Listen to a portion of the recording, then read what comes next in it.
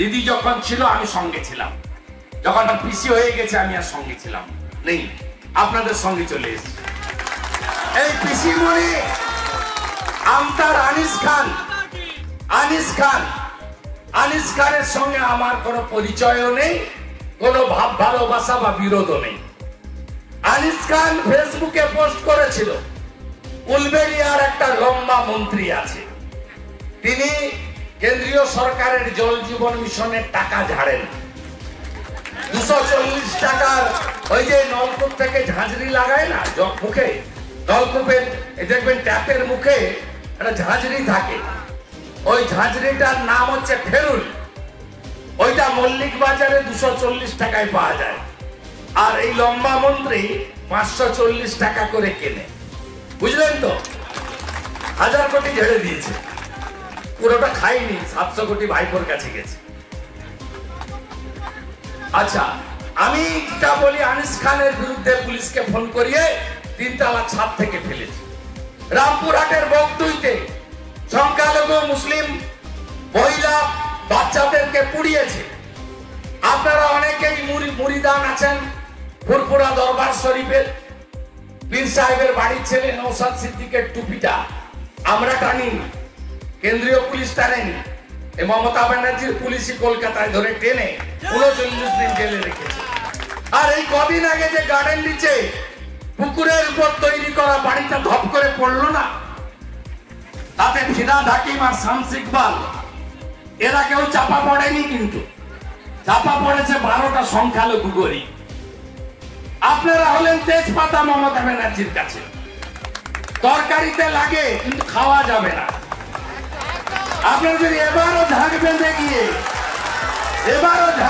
গিয়ে জোড়া ফুলে ভোটটা দেন, এত বড় ভুল আর দ্বিতীয়বার হবে না। তাই মোদিজির স্লোগান সবকা সাথ, সবকা বিকাশ, সবকা বিশ্বাস, সবকা প্রয়াস, এটাই হলো আমাদের নীতি। আপনি বলুন, এখানে একজন ভাটাংশু বলে দাঁড়িয়েছে, তিনি রেখাপাত্র দলিত কন্যার নামে বলেছে স্বাস্থ্য সাথী নিয়েছে, যেন তৃণমূলের পৈতৃক সম্পত্তি, সরকারি স্কিম। আমি ভাটাংশুদের বলি, করোনার কটা ভ্যাকসিন নিয়েছো ভাই? কটা ভ্যাকসিন নিয়েছো? তুমি দুটো, তোমার বাবা দুটো, তোমার মা দুটো, আর যদি কেউ থাকে 2, 3টে বুস্টার ডোজ। কত টাকা দিয়েছো? আমরা তো বলি না এটা মোদি ভ্যাকসিন। তোমরাই বলেছিলে মোদি ভ্যাকসিন, পরে তোমরাই আগে গিয়ে নিয়েছো, আমাদের লাইনে দাঁড়াতে হয়েছে। আর তোমরা বিএমওইসদের সঙ্গে লাইন করে তোমরা আগে নিয়ে নিয়েছো। এদেরকে উৎখাত করতে হবে। মোদিজি ভেদাভেদের রাজনীতি করেন না। বন্দে মাতরম যদি বলেন, জাতীয় সঙ্গীত যদি গান, 26শে জানুয়ারি 15ই আগস্ট যদি দেশের পতাকা তোলেন, তার সঙ্গে আমাদের কোনো বিরোধ নেই। তার সঙ্গে ভারতীয় জনতা পার্টির কোনো বিরোধ নেই। ভারতীয় জনতা পার্টি রাষ্ট্রবাদে বিশ্বাস করে, নেশন ফার্স্ট মন্ত্রে বিশ্বাস করে।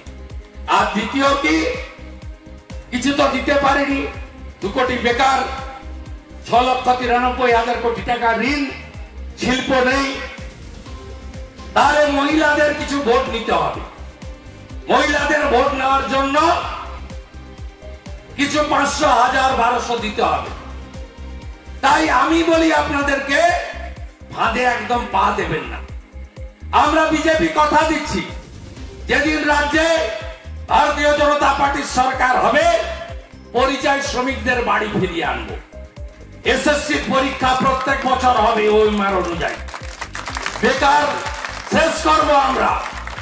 আমাদের ভিডিও ভালো লাগলে লাইক এবং শেয়ার করুন। কমেন্ট সেকশনে গিয়ে জানান আপনাদের মতামত। আরও ভিডিও পেতে আমাদের চ্যানেল সাবস্ক্রাইব করুন এবং প্রতি মুহূর্তে খবরের আপডেট পেতে প্রেস করুন বেল আইকন।